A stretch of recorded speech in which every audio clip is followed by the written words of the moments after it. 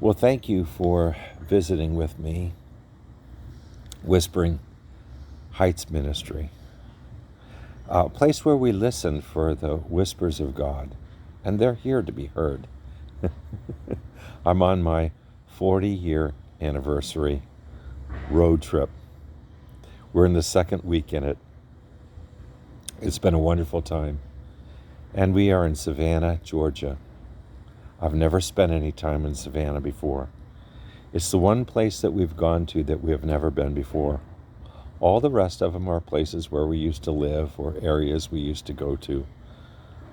I love it here in Savannahville, whatever the name of this town is, Savannah. It's a beautiful place. A beautiful place to hear God's whispers, and I've heard them here. And I hope that as you are growing in your life with God, that you are listening more and more and hearing His whispers. This city is amazing. I mean, it really is. It's in the beginning of this place, what I've learned is amazing. The founder of this city wanted a place where people could have a start over in life again. A lot of those people that were coming here from England that were having trouble there, and it wasn't a place, a penal place for people who had broken the law. It was a fresh start. And so one of the things they did was people who came here in that situation received an area of land that was theirs to start over with and to help to get started. That's a great way to get for a building, for a city to begin. I think God had honored that over the years. Another thing they did, this city did not want to have anybody be a sweat.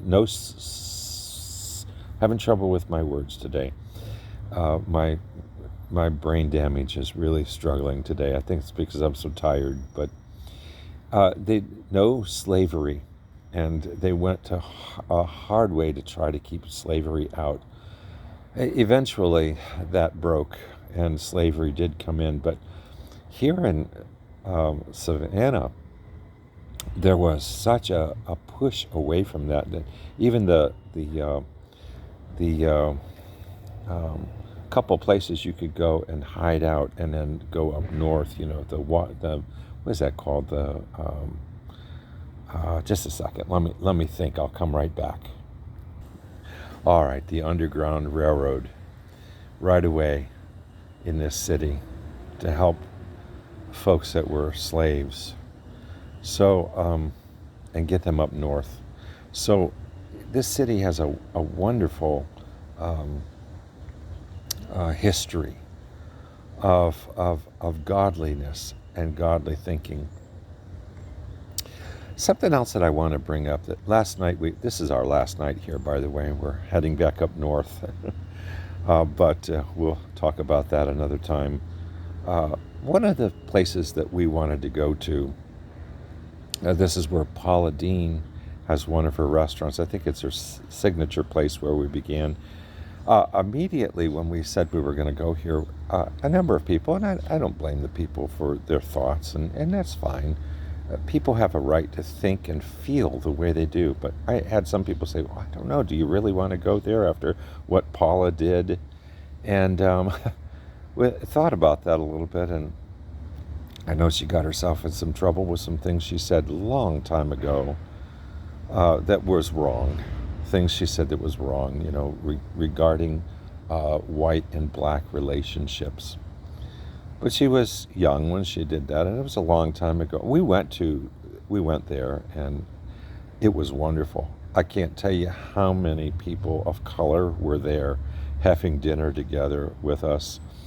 And I get to thinking, we're in a time in a history where we're taking a look at what people have done earlier in their life, and we have this idea that, whatever you've done in the past, you're stuck to the rest of your life. You can't change.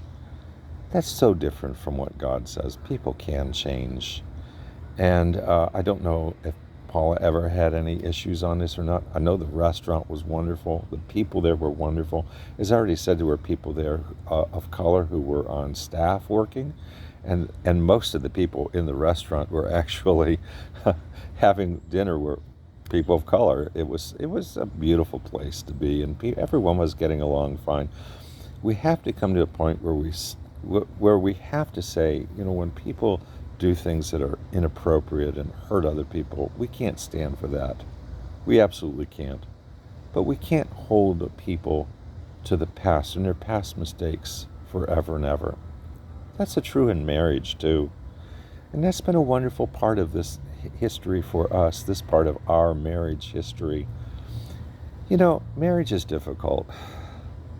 It really is. There are times that you just want to beat the other person up, with your mind or with your fist or whatever. Marriage is tough. I don't mean that literally. It is hard. And Judy and I have been married now for 60 years. For 40 years. I'm not that old. For 40 years. Been many tough times in that. There was a time when we were about to let it go, and I'm glad we didn't. Things aren't perfect now. We have tough times today in our marriage. But love and forgiveness and care and times of just sitting back and thinking about your own attitudes and the way that you live and the way that you conduct your marriage relationships. It's all important to stop and say, Holy Spirit, come. Show me how to live like Jesus. In this situation, I'm not very happy with my wife, or she's not very happy with me, or whatever the situation may be. It's true in all parts of life.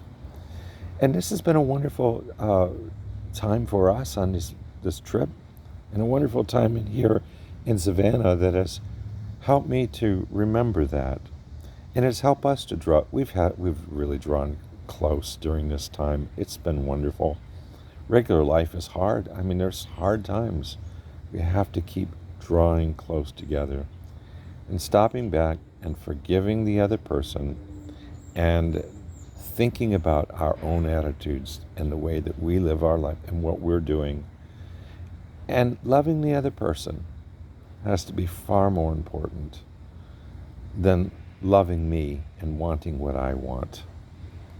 God's kind of shown me that here in Savannah as I've told you about some of the things that we've seen here in this city, and in their past and in their present. What a wonderful! Yeah, if you haven't been here, you need to come. It is beautiful here. The people are wonderful. They say about Savannah that be careful in Savannah because it grows on you. You just might want to end up living here. I'm never going to live here, but I'm kind of feeling that right now. And if you are an ocean lover, oh, the ocean is beautiful here, and the places to swim here are beautiful. The food is wonderful here. The architecture is beautiful. The homes are just these old-fashioned homes going through.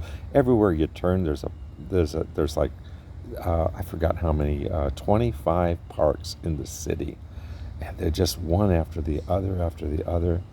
What a wonderful place to came. Well, thanks for listening today. I hope that this has helped you in your relationship with you, people you love, and in your own heart and mind to stop and just love other people. And I hope it's been helpful for you to think about that road trip that you're wanting to take with your husband or your wife. And if you don't get to take a trip like we have, at least stop every day and listen for the voices of God, the whispers of God speaking to you. He really does. Take care. Have a great day.